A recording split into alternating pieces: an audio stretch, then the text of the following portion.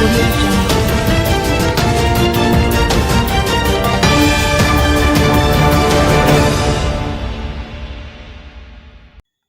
Minister Grange sits with mother of slain 9-year-old. Prime Minister Andrew Holness and Member of Parliament for St. Catherine Central Oliver Grange visited the grieving mother of 9-year-old Kelsey Fergon on Sunday. Fergon was raped and murdered at Joblin, Spanish Town last Friday evening. Her partially nude body was discovered upside down in a barrel at her home on Joblin around 8 p.m. Investigators believe she was sexually assaulted before being killed. In connection to the case, detectives from the Criminal Investigations Branch CIB have named Giovanni Ellis, otherwise called Cooleyman, a person of interest. Ellis has been asked to report to the Spanish Town Police immediately. Meanwhile, the government has announced a $2 million reward for information leading to the capture of perpetrator of the brutal murder. Search intensifies for Ellis in murder of 9-year-old Spanish Town schoolgirl.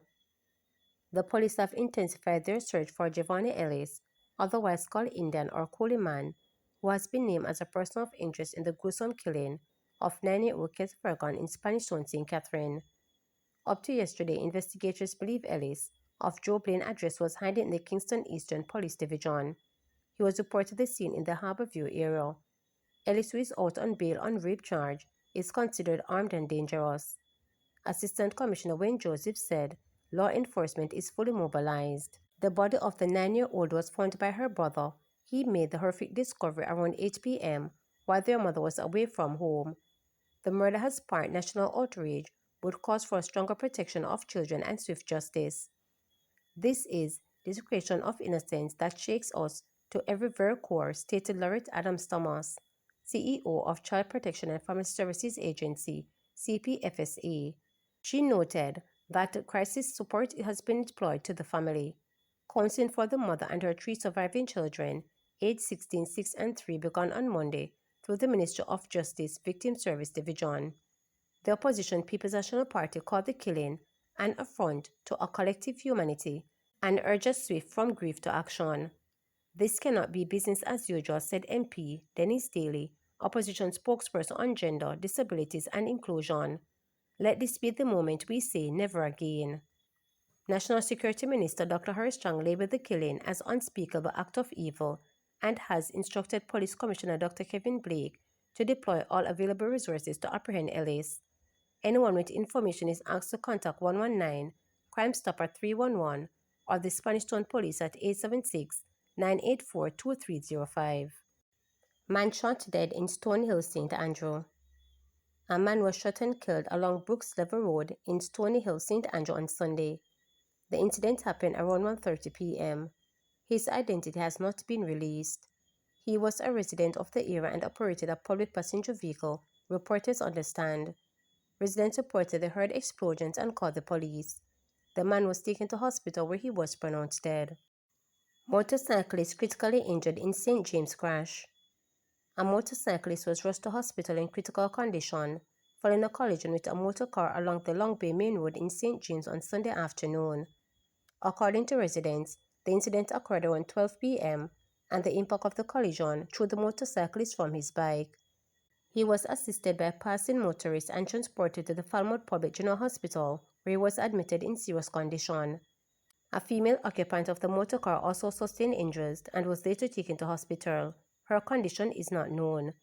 It is unclear whether the motorcyclist was wearing a helmet at the time of the crash.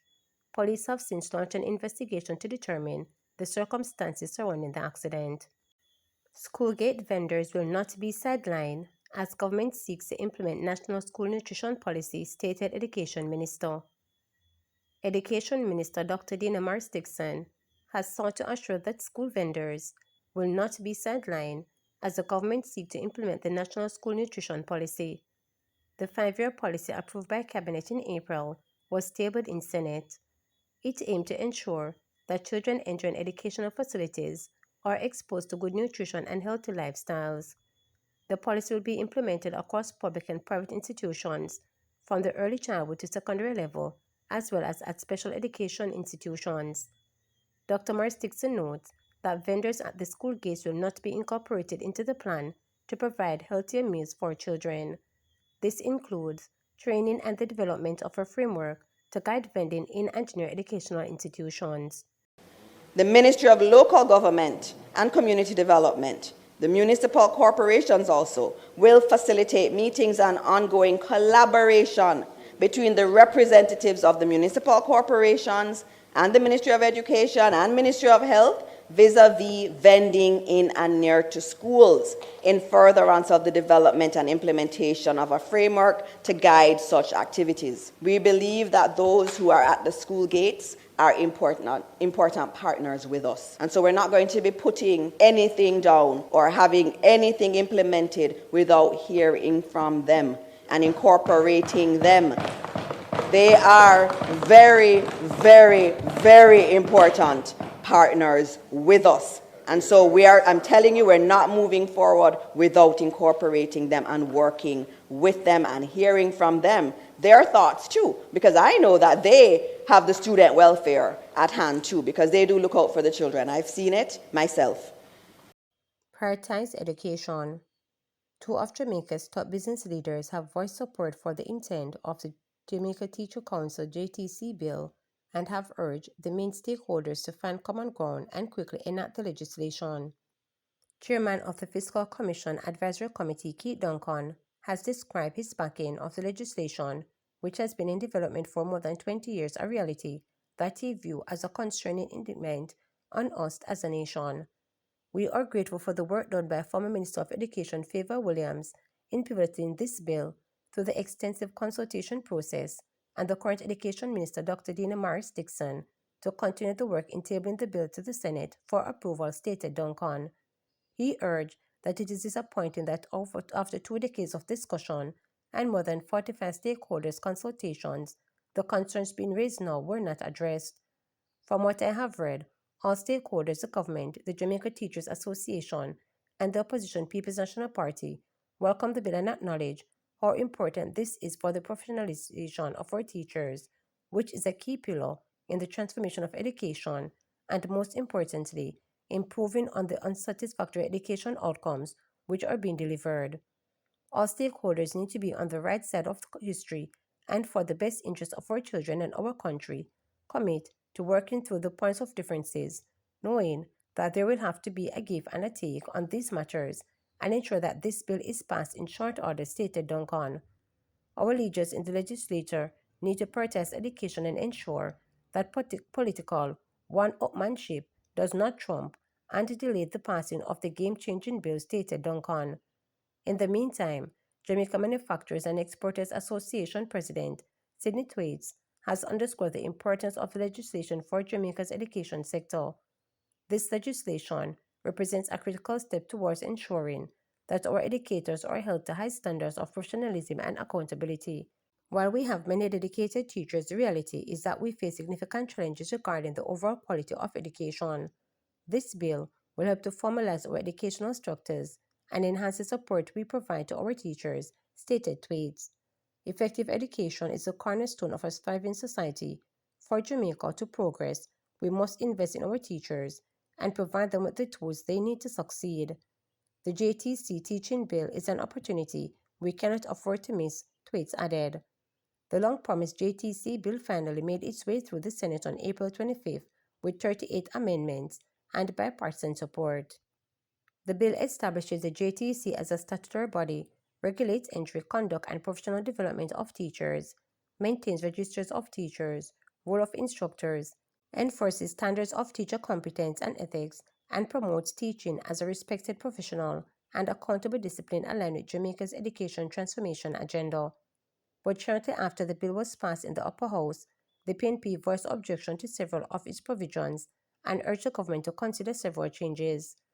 According to the PNP, while it supports regulation of the teaching profession, it is concerned that several sections of the bill could result in the unfair targeting of Jamaican teachers and push more educators to seek jobs overseas. This is not a supportive system, which is what a country intends when it implements a teaching council. It is supposed to be a developmental, but this seems hostile and punitive, argued the PNP. The JTA also voiced objection to the bill with its president, Dr. Mark Simmet, describing it as a betrayal of educators. According to Simmet, the JTA, after 2 decades of advocacy on the bill, feels betrayed as the bill in its present form demonstrates that no meaningful effort was made to address the critical concerns raised by the teachers of Jamaica. In his response last week, Prime Minister Dr. Andrew Holness sought to assure educators that the legislation is not an attempt to control teachers. It is a national effort to uplift, upgrade, and use the term professionalized teaching in Jamaica, stated Holness. He pointed out that the JTC bill is a recommendation that emerged more than 20 years ago from the 2004 Education Transformation Task Force established by then Prime Minister P.J. Patterson. So just as the law governs how doctors, lawyers, engineers, and accountants are certified, regulated, and held accountable, so too should it be for the teaching profession. We cannot continue to treat teaching as less than a profession, added Holness, as he indicated that the government is open to further discussions. To subscribe, like, share, and click the notification bell for daily updates.